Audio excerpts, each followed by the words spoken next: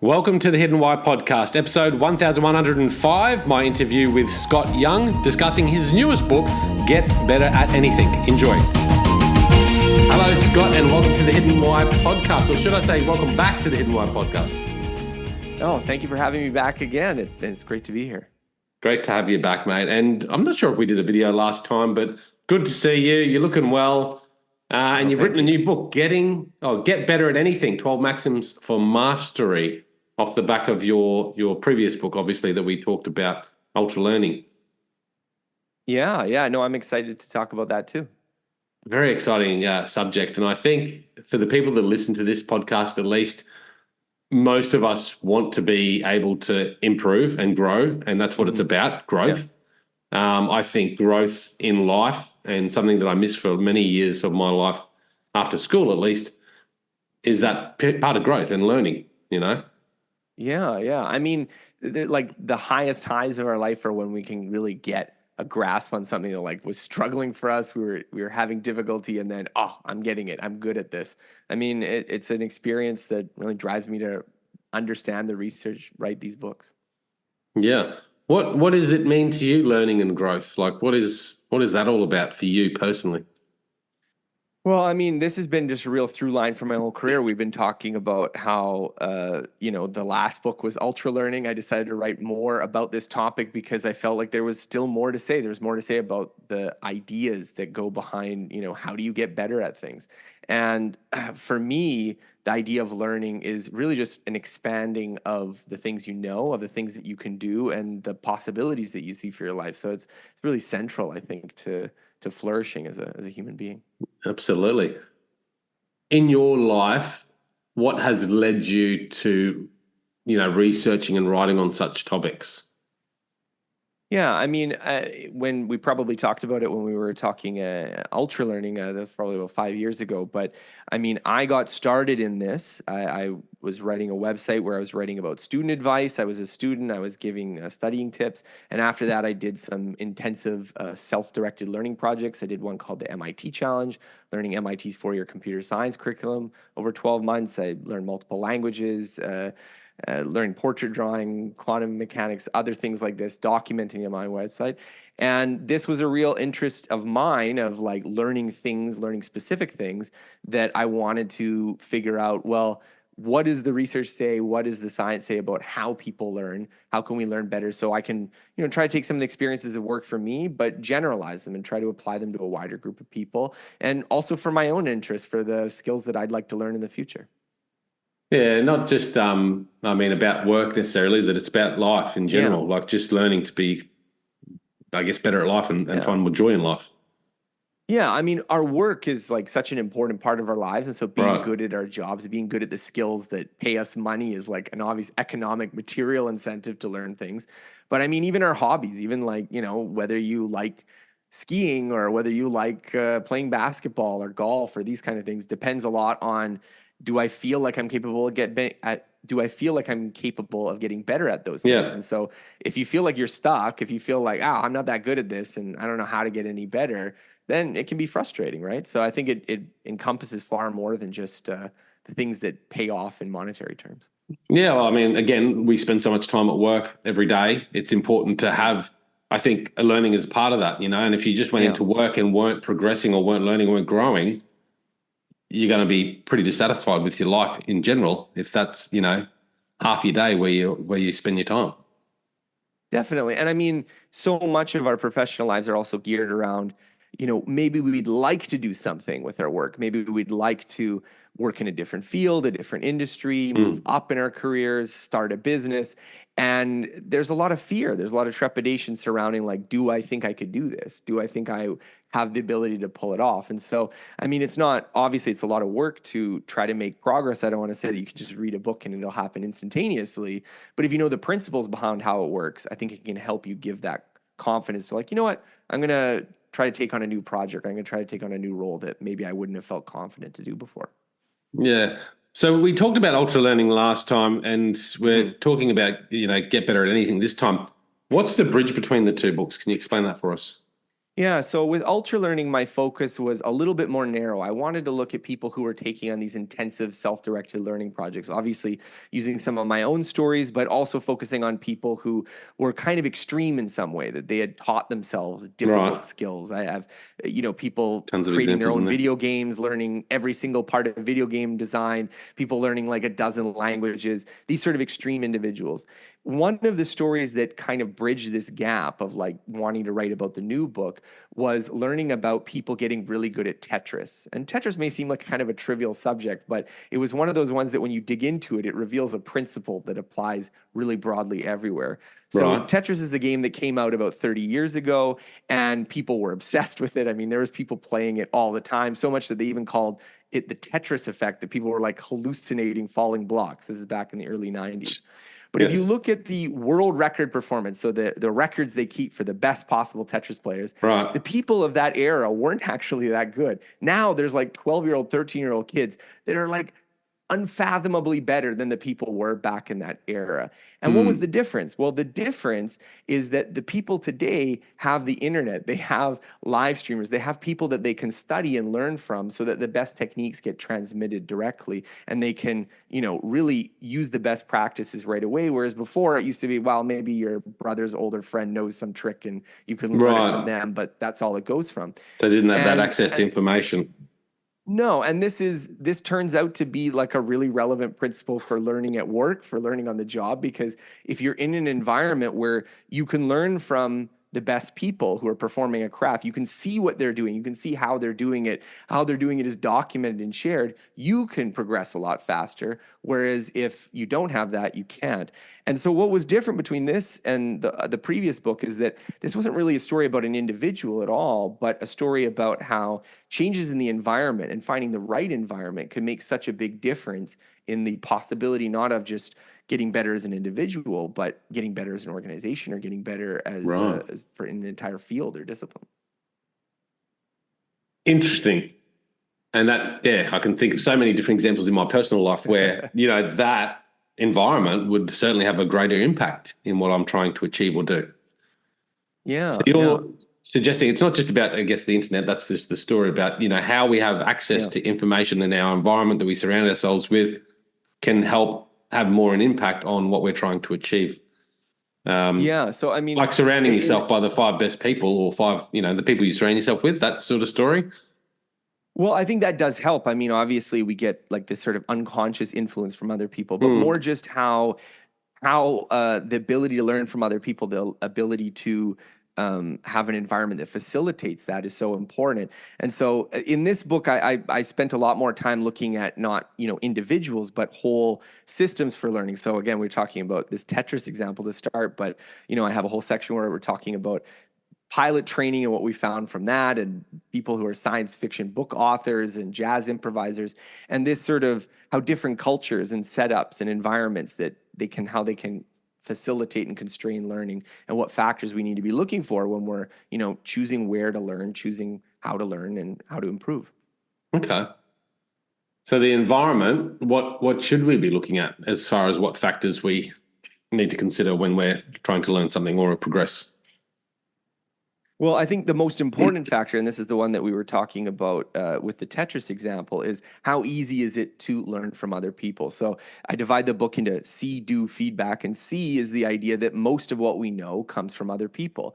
And so the extent to which best practices, the right way to do things, the techniques, the tricks, the mental models, the concepts are transparent and open to us is going to make a huge difference of whether or not we're able to get quickly to the ballpark of where the best people are performing in the field, or whether we are just stuck at square one for a very long time.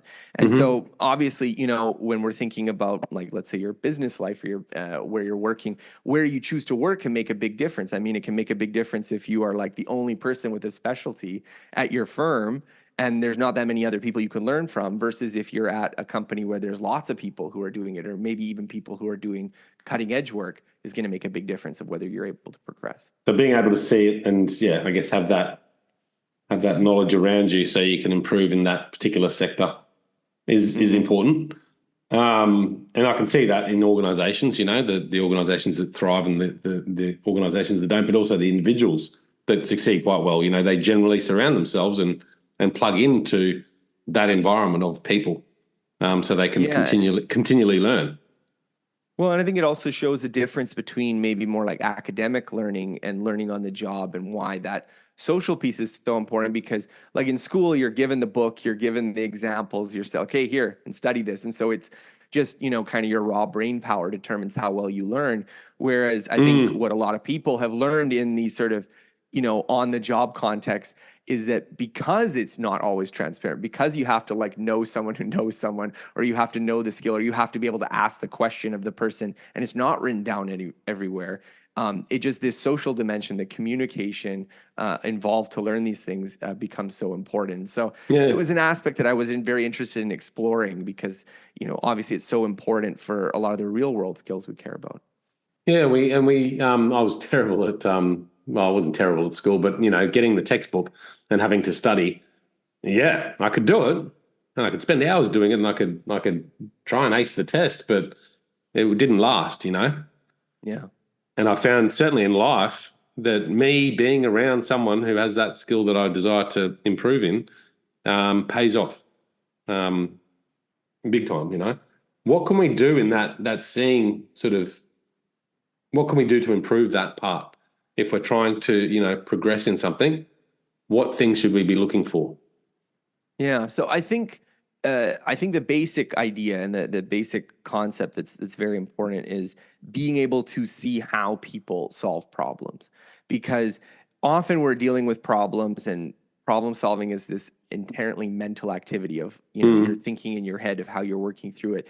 And the difficulty is that when you are familiar with the situation, when you have a lot of experience, this problem solving steps you go with, it often becomes something you do almost reflexively, almost unconsciously. And so you right. can, if you've ever seen someone who's really good at something and they just seem to do it, and you ask them, well, how Yeah. did you do that? Like a classic example is like someone, Yeah. maybe who's really good at drawing, right?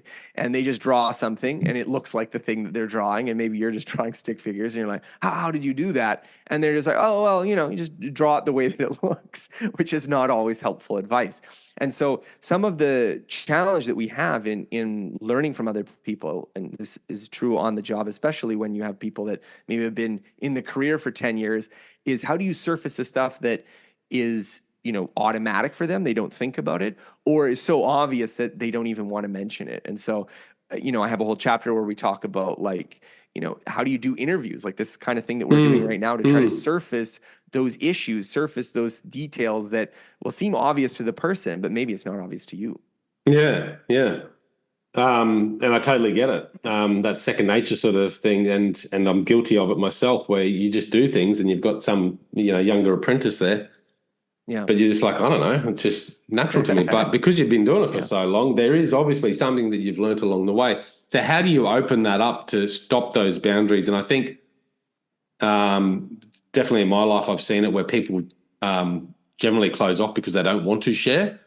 And I don't know if it's Hmm. about being, mean or unfair, but I don't know. They feel like if they're sharing, they're going to give up something that's theirs. Whereas I've been one to being just always, you know what, this is what I do, and I'm happy to give it to anyone, and you can do the same thing. That's fine. So there's that. But what else is there as far as being able to go, okay, well, this is a problem that I'm good at solving, but I don't know how to teach that. How can you open Yeah. that up? I mean, I think one of the things, the sort of starting point is just to try to document what it is that this person's doing.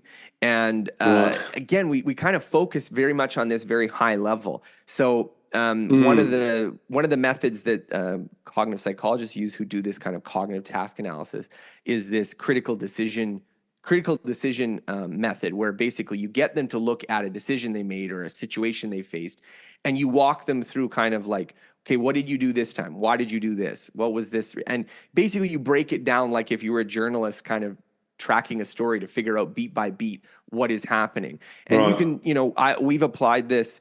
My one of my frequent collaborators and I, we applied this in one of our courses, Top Performer, to helping students with career decisions, of like figuring out someone who really understands the career path, understands how it works, and get them to interview one of those people. And don't ask them for advice. Don't ask them to tell you like, here's what you should be doing with your life, because then you're going to get a little like platitude ridden speech. Instead, say like, exactly what did you do? Walk me through step by step what you did to get where you're at. And often you're going to hear advice that is just, it's going to surprise you. It's not going to be something that you expected. You know, when I got into writing books and working with, a traditional publisher, there was lots of stuff that I didn't know. Like I didn't know that authors typically don't write the book first. They write something called a proposal, and they get an agent first, and they get the agent to pitch the proposal. And like, these are things that if you've spent any time in traditional publishing, you're like, well, duh. But if you've never written a book before, and if you've ever met someone who's never written a book before, they're like, wait, what are you talking about? What's an advance, or what's this kind of thing? And so these little details, once you understand them, once you understand how it works, like, oh, this is the kind of thing that you have to do. These are the kind of things that you have to work on. I mean, in a career context, it makes sense, but it works down to the level of an individual problem. Like, why did you fix the plumbing that way? Well, because I don't want it to do this. And, this way you're surfacing that knowledge that's important. So documenting the process, and I think part of that would be to ask many, many questions, because I think, again, if you're asking someone about the process they went through to get to where they are, or to do a little task, again, they might take it for granted, not be able to answer it as you'd like to. So you have to sort of delve deeper by asking questions, right? Yeah, and I think, again, focusing on what people do and not always their advice is helpful too, because again, advice encapsulates more this kind of abstract, okay, here's what I think is important in general. Right. Whereas what you actually do, again, it contains all these really, like, well, this is too obvious to mention, but, oh, okay, what are you doing right there? Why are you doing that? So observing. And so that's really important, yeah. What can you do? Just a bit of advice, and it's sort of a little bit off tangent, but if you're wanting to learn something, to find someone that can give you that learning, what would you advise there? Because, I mean, did you go out there and try and reach authors to ask them about the process and, figure out how they did it? Like how to write books? Well, I mean, there's a lot of different things you can do. Not to write books necessarily, but to find someone that can be that person, give that so you advice. can learn from. Yeah. Well, I mean, the first place is to look for communities, I think, and to look for environments like what we were talking about. So, I talk about the science fiction author Octavia Butler, who just had these like years of struggle where she was like trying to get published and just like constant rejection slips. And then she goes to this Clarion science fiction workshop where she's with a room of a bunch of other science fiction writers. The person at the front of the stage is a published author, and they're working together. And soon after that, she's selling her manuscripts and she's making progress. And the reason why is that you're surrounded by a bunch of people. And even if those people are not collectively, they know the whole picture, they know a little bit, and then they can aggregate it together. So that's my first suggestion. If you are like trying to get into a skill, find a group, find a community, find some place where people are practicing it. Because even if any individual person in that group is not the number one expert, as a whole, as an aggregate, you're probably going to learn some things you don't know, even if maybe you are, if you do know quite a few things. And then the second thing I think is, again, doing this process of like identifying people. So once you find someone that you think, okay, this person might be a mentor, again, figure out what is the thing that you're struggling with and break it down, get a chance to like beat by beat, how would this person solve this problem? And often you're able to surface things like that too. So I think communities are a good place to start. In a professional context, finding the right place to work is often important, because if you're in an environment where, it's easy to learn from other people, you can quickly get up to skill at a job. If you're, again, the only person who knows how to do something at a firm, it might take a long time. Yeah. 100%. So do feedback. What's the next step? So we're learning, it's obviously taking action, right? Yeah. And I mean, practice is super important, and it's kind of an obvious thing if you want to get better at something. But I think one of the things that I found really interesting, kind of diving into the research, is just what exactly practice is doing. And I think there's sometimes this myth that if you just do something enough, if you just do it repeatedly for a really, really long time, you're going to naturally just get better and better and better, and you're not going to stall out. And that's Does that just sort of not come the off case. The 10,000 hour rule or whatever? Well, I mean, that was definitely a popularization. And the funny thing is the 10,000 hour rule, like, this is Malcolm Gladwell. He publishes this book, Outliers. And it's based on this research by Anders Ericsson on deliberate practice. And the funny thing is that popular interpretation, like, just do something for 10,000 hours and you're going to become an expert at it, was not the conclusion that Anders Ericsson drew about it. It was definitely not the case that you just spend 10,000 hours doing No. something and you become world class. And the reason why, and I think this is a good example to illustrate it, is that doing something repeatedly makes the actions that you're doing more and more automatic. It makes it easier to perform those actions. But Yes. in some ways, it also makes it harder to improve because you're thinking about what you're doing less.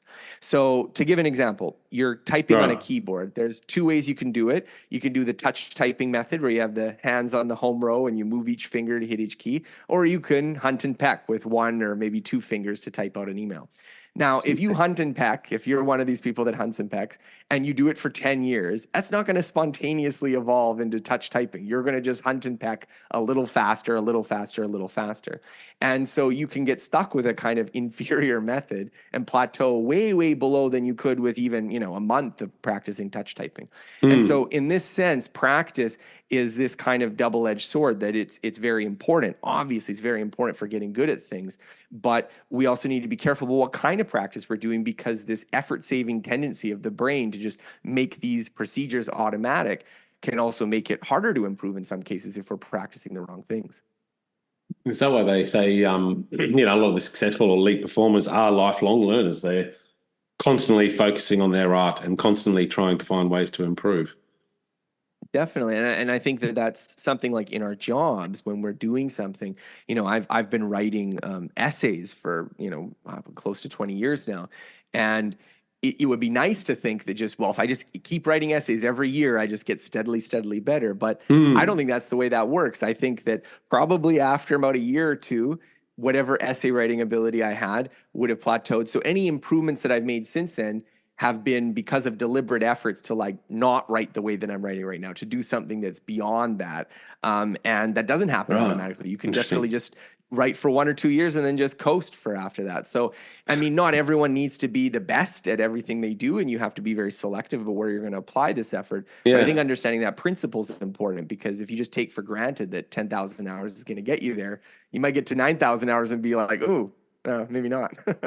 Absolutely. And I love that book by Malcolm Gladwell, 10,000 Hours, and it got me excited. But then there was a follow-up book, wasn't there, about the practice and Anders Ericsson's work about how it needs to be thoughtful or intense and things like that. Yeah. What is it that we need to do in our doing stage to improve on our learnings? Well, I think, again, there's going back to this idea. I think the seeing idea gets us to sort of the ballpark. So we know the best practices. We know this is what we should be doing. This is sort of like the knowledge and mental models we need. And then the doing is making those processes smoother, more automatic, so that they require less mental overhead to do. And that's very important especially for complicated skills. If you think about reading, for instance, reading is something that we most of us take for granted. You just look and you read, but it's actually an extremely complicated process going in your head. You have to recognize each individual letter and figure out which sounds they make. And if you're talking about English, at least, they don't always consistently make the same sound. So you have to know that for each word, and then you have to parse it together, and then you have to figure out what it means. It's this enormously complicated process, and it's only possible that you can do it at all because you've done it so much that it's become unconscious, that it's become automatic. And so I think the idea here is that, in the beginning, understand the best practices. You need to keep practicing. You need to do it to make those components automatic. And then there's a process of iteratively adjusting so that, maybe you're tweaking little mistakes or little things that you had that you got wrong in the sort of starting process so you can make improvements. Right. Do you have reminders or tools for yourself that allow you to go, okay, well, I'm doing this thing, but this is what I'm going to do to make sure I'm not doing it, to make sure I'm continually improving? Yeah. Do you have any triggers? I think there's lots of different ways, and it depends on the exact kind of field you're in. But I mean, for writing or for what I'm doing, a lot of what I like to do is focus on projects that introduce a new set of constraints. And the new set of constraints can sometimes push you away from bad habits that maybe you have developed, or maybe they're not even bad habits. They're just kind of old habits. They're just things that maybe you rely on too much. Yeah. So for instance, when I was, I was thinking about this in this process of writing this book, that when I started writing, I started by blogging, and blogging was a very personal format, very much the genre of writing lent itself to, and here's what I think about X. That was sort of how the writing style worked. And so when I wrote my first book, I got to lean on that a little bit because I told some personal stories. And so whenever I reached an impasse with my writing where I wasn't quite sure exactly how I would, back up a point, it felt very natural to just be like, and this is what I think about this. And writing this book, I wanted to push myself more to a more journalistic style of writing where you're not just like filling in the gaps with your opinion. You're talking to experts, you're following up on the research. And I don't want to say that always makes for better writing, but it is a constraint that kind of forced me away from like, a crutch that maybe I had used in the past. Right.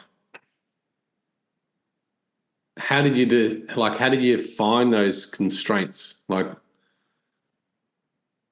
did you see that in your first work that was a limitation of your work, being that it was more personally based than research based? Well, it's not that it's a limitation always. I mean, I think with a creative field, with a stylistic field, like these are, I guess you could call them almost stylistic choices. And so I think they only become a difficulty when you need to use them. Like as a creative choice is like, well, I don't have another way of solving this problem, so I'm going to lean on what I already know. So I think developing your skills in a creative profession, which is less about like right answer, wrong answer, but more, do you know one way of doing this, or do you know 6 ways of doing it? And you can pick the one that you think is best for this situation. And so pushing yourself outside of what you know how to do with constraints, with like design constraints, is one way of doing that. Now, I mean, how do you figure out what are the things that you're doing wrong and what are the things that you should be doing? I think that's part of that is from seeing other people. So part of it is, again, going back to this seeing idea, like reading books and figuring out how do they work? How is this author doing what they're doing? Is big, because then you're noticing, oh, they can do something with their writing that I can't, and I'd like to try to do that. And maybe I won't succeed right away, but I like that they're telling a story in 2 parts and they're splitting it up, or they're telling, multiple short stories, or they're starting with something that's not a story, or there's various devices that they're using, and you like that. In other cases, it's even just, again, from this communal knowledge of like talking to other writers and having them be like, kind of like, oh yeah, this kind of technique, I don't like this, and then it kind of clues you into it, and you're like, well, what are you talking about? And then you zoom in on it and you realize you're using it. Like an example, what inspired you to write differently? Yeah. Like, what inspired you to write in this new style for this book? I think I write differently all the time. I think I'm always trying to push myself in new directions. And so in this particular case, I think it was a challenge to myself to just sort of be like, could I write a book where it was, I'm not trying to fill as many of these gaps with like, here's just what I think about this. And, but I mean, there's other books I could have gone in a completely different direction. I mean, I think one of the other ideas I had, which was not the way that I went with the book, is I really admire some writers who have like extremely like terse epigrammatic kind of way of writing that like every sentence they write is very quotable. And like, I mean, that's a totally different direction, totally different set of constraints that could lead to a very different kind of writing. Like I'm thinking of like a James Clear or a Derek Sivers or someone like that. And so, again, you see some idea, you see this constraint, and maybe that could have been the constraint of writing a different book of like, okay, every single paragraph has to have a sentence that you would like, you would feel good, like excising from the book and like treating a new catchphrase or some kind of slogan, So those are different ways of constraining your writing to push yourself to try new things. So seeking out constraints to put on yourself to make you do it or think about it in a different manner. Well, I think the constraint approach to getting this kind of deliberate practice is very important for creative works, which you really can only do in the totality of it. Like you have to, you can't only do part of writing an essay. But I mean, if we're talking about, other kinds of skills, there's other ways you can get the same effect. Like if you were trying to work on basketball, you can like practice your 3-pointers. You don't have to do a whole game. You can just isolate this like one aspect and just do it, and do it from different points in the court, and you keep practicing and practicing to just focus on that one aspect so you can improve that ability, which, the opportunity might only come up a handful of times in the game. And so the same idea is there, but I mean, the mechanism and tools that you use to reach it are going to be different. Right. So it's got to be inspired or backed by passion or curiosity for your art or whatever you're trying to do, right? Because you're not going to put constraints on yourself for stuff that you're not interested in. No, obviously. And I mean, this is something that's come up when I've been talking about this book is like the title of the book, I called it Get Better at Anything and not Get Better at Everything because like obviously you're not going to get better at everything. I mean, most things you don't care to improve and that's totally fine. That's normal. But I think it's the things that you want to get better at and especially the things you want to get better at, which maybe you're not getting better at or you're struggling to get better at or you're looking at someone else and you're like, oh, I wish I could do it like that person. I mean, that's where I think bringing force to bear the entire like that should be a what trigger. we know about how skills work should be something useful to you, you know? I love it. Great information and a great book, a great couple of books really.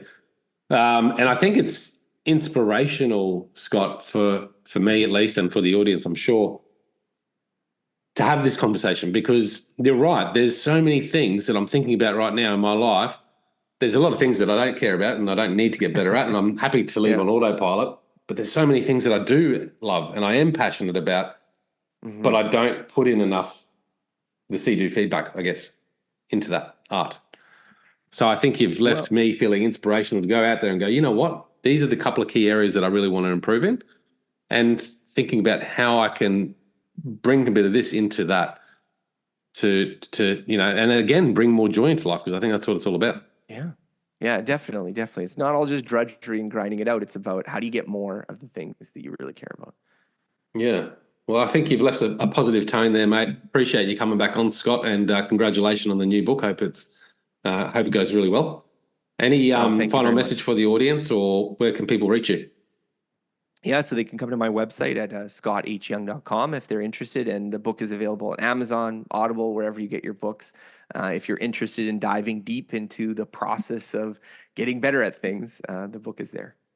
Love it. So I'll stick those links in the show notes so you guys can reach out to Scott, grab a copy of his book and have a read of that and take on the challenge to improve in some aspect or many aspects of your life. Thank you, Scott, for coming on. Thank you.